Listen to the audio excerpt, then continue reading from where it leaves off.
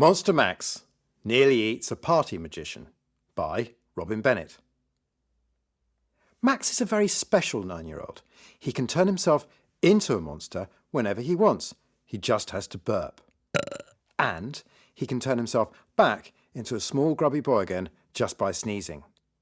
Sometimes he burps by mistake, which is a nasty surprise if you happen to be standing next to him in the supermarket. And flowers make Max sneeze, so he often finds himself far away from home in just his underpants. It was Saturday and there was no school, but Max had a busy day ahead of him. In the morning, he had promised to help his dad collect as many worms as they could from the garden. Then, in the afternoon, he was going to Millie Fortnum-Smythe's house party. It was her birthday. Her parents were very rich, so there was going to be a giant cake, probably bright pink, or in the shape of a horse, or both. About a ton of sweets and a magician. Bonkers Bobby Bubbles, to be precise. "Remember," said his dad, as they slowly filled the buckets with muddy worms, "no fizzy drinks. They make you burp. And we all know what happens when you burp." Yes, I usually have fun, thought Max. Turning into a hairy monster with super strength was a very good way to relax. Why are we doing this, Dad?" asked Max, holding up an earthy worm. His dad looked shifty. "It's a secret," he said, and, before Max could ask anything else, his dad announced, "Well, I think we've got enough, young man. It's time for you to get off." Now, it was his mother's day for her pogo karate class, so Madam Pinky Ponky was taking him to the party. She'd lived with them since Max was a baby, and she was like a granny to him. She made cakes, gave eccentric but surprisingly good advice, and she hardly ever went out. So this was a massive treat for them both. She wore her special going-out hat, which is impossible to describe, except to say that apart from the Great Wall of China, it's the only other human-made object which is visible from outer space. Millie's mum, Mrs. Fortnum-Smythe, opened the door. "Max," she cried, "so delighted to see you." She beamed at Max. Then her eyes sort of went wide and very surprised, like she'd just seen a camel in a bikini, at the sight of Madam Pinky Ponky's hat. However, Millie's mum was too well brought up to say anything except, and you must be Max's granny. Come in, we'll get you a cup of tea." "Thank you, dear," said Madam Peepee. "That would be lovely." She held up a parcel. "I've knitted Mademoiselle Millie a present," she said, as she handed it over. "Woolly pants. Bit itchy, but you get used to them." The party was full of kids from Max's class, and pretty soon he was having a fantastic time with his friends, stuffing his face with cake, very pink, no surprises, doing ninja jumps from the tree onto the trampoline, and drinking tap water. "No, that's fine," said Max politely to Millie's dad as everyone guzzled brightly coloured drinks to wash the cake down. "Fizzy drinks don't really agree with me." "Me neither," said Millie's dad, patting his tummy, which was rather large. "Bonkers Bubbles is here," someone shouted, before Max had time to think up a polite reply. "Good afternoon, kiddie winkles and parenty peoples." A man with a veiny nose wearing a top hat and a green suit that definitely could have done with a wash shuffled onto the stage that Millie's parents had installed at the end of the garden. There was a pitter-patter of polite clapping that faded away quickly. Then, dead silence. Bonkers Bobby frowned. "I said, good afternoon, you horrible little monsters and bigger monsters, aka paying customers. I can't hear you." This time, the clapping was a bit louder, and a few of the kids chorused, "Good afternoon." Someone said, "Happy birthday," by mistake, which caused some nervous giggles. Max kept quiet. Invisible monster hair on the back of his neck bristled. He didn't like this man already. Bonkers Bobby frowned even more, but obviously decided it was time to get on with things. "Right, for my first trick," he rummaged around in a box that had placed behind him and pulled out a cage with a startled-looking rabbit inside. "I shall make this rabbit disappear from this hat using this wand."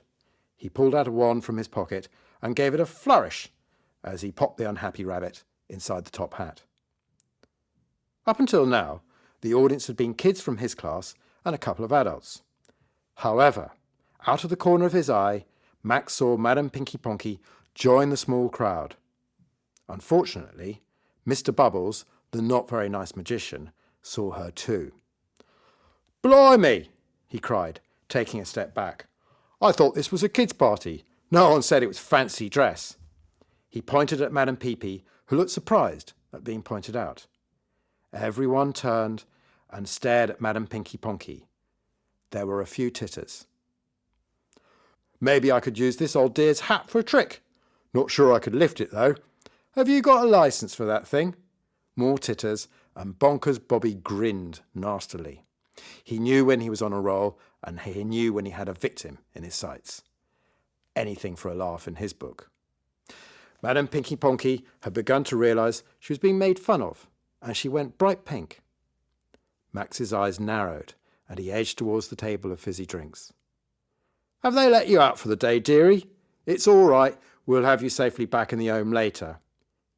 He stuck his hand out and mock whispered to the audience, "Locked up for our own safety." Madame Pinky Ponky looked around for somewhere to escape.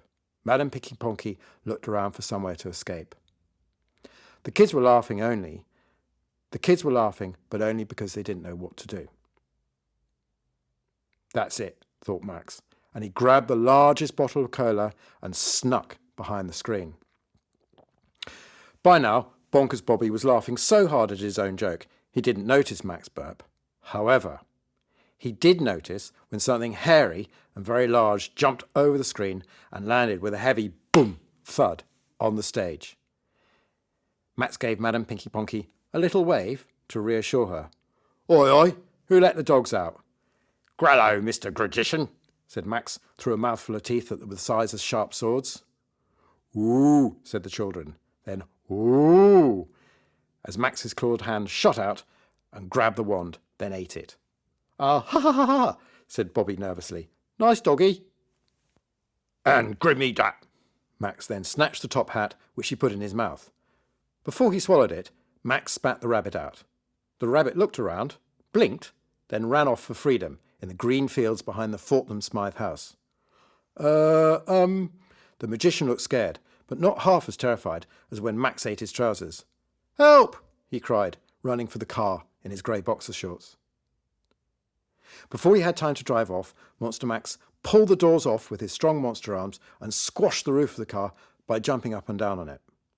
"Ha ha!" cried the kids as Bonkers Bobby Bubbles drove off in a cloud of black smoke, his head poking out from the roof.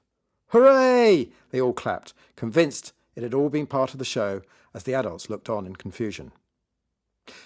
When no one was looking, Max went behind a hedge where there were some flowers and sneezed. "That's the best magician show I've ever seen," said Max's friend Tom as they left together. "Cool monster suit. It looked completely real." A few hours later.